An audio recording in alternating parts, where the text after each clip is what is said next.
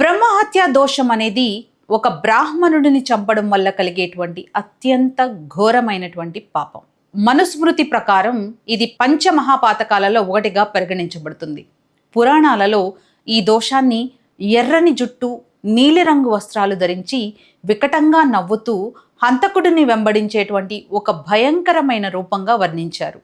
కేవలం వేద పండితుడిని చంపడమే కాకుండా గర్భిణీ స్త్రీని లేదా శరణు కోరిన వారిని చంపడం కూడా బ్రహ్మహత్యకు సమానమైన పాపాలుగా పరిగణించబడతాయి. రాముడు రావణుడిని చంపినప్పుడు కూడా ఇలాంటి సిచ్యువేషనే ఎదురైంది.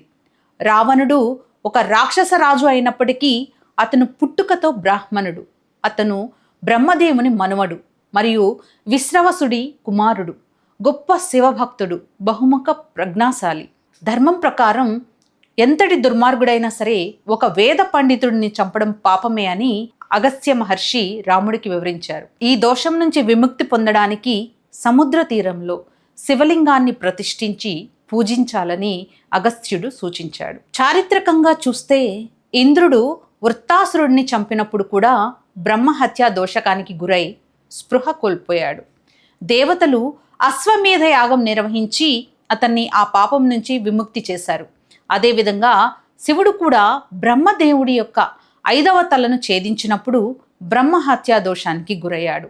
ఆ కపాలం శివుడి చేతికి అంటుకుపోయి అతను భిక్షాటన చేస్తూ వారణాసికి చేరుకున్న తరువాతనే ఆ పాపం నుంచి విముక్తి పొందాడు.